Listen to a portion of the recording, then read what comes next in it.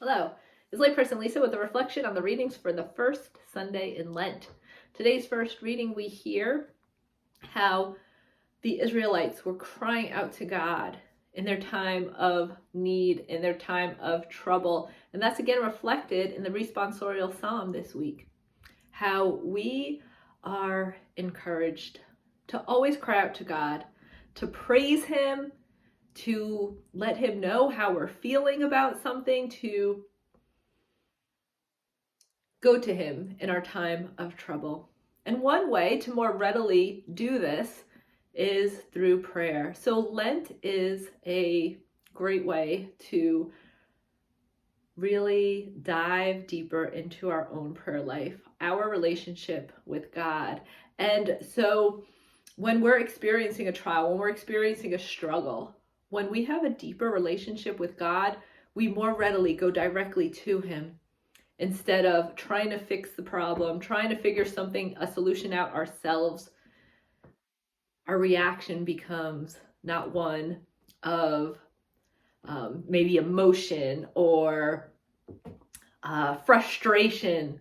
Our first response becomes a cry out to God for helping, to ask Him to help us through this situation.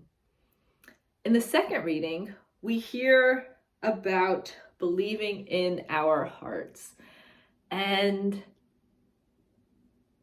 when we believe something in our heart, we have a deeper understanding. We have a more in-depth knowledge of maybe what is in our heads. And often it's what we believe in our heads, we don't believe in our hearts. And so this Lenten period is a great time to detach from the things that are keeping our head and heart from believing the same things.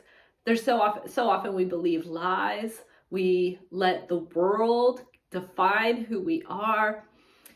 We know maybe in our head that we are the beloved children of God, but sometimes it's hard for us to connect that to our heart.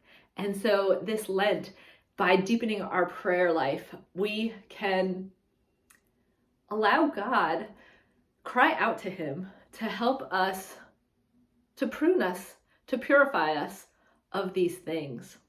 And then in today's gospel, we hear how Jesus is filled with the Spirit, and the Spirit led Him to the desert. And sometimes the Spirit leads us to the hard place, to the place that we don't necessarily want to go, to a place where maybe God has convicted us of something that we need to invite Him into.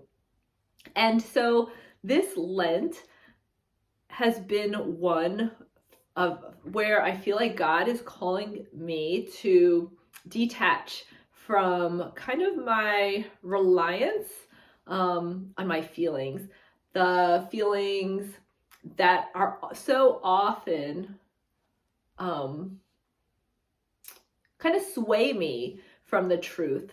So this Lent, I am trying to be more intentional in, okay, this is subjective, my emotions are subjective, and those things are not true, and to focus on God and who is the objective truth. Focus on what He says about me, not what the world may say, not what, so often, I've been speaking to a lot of people lately about this, that we give way too much value to what people may say, what we think they might say, or we give too much value for their actions. And oftentimes we take it as kind of a maybe criticism on ourselves, or that they thought negatively about us, whereas what they had done, what we perceived,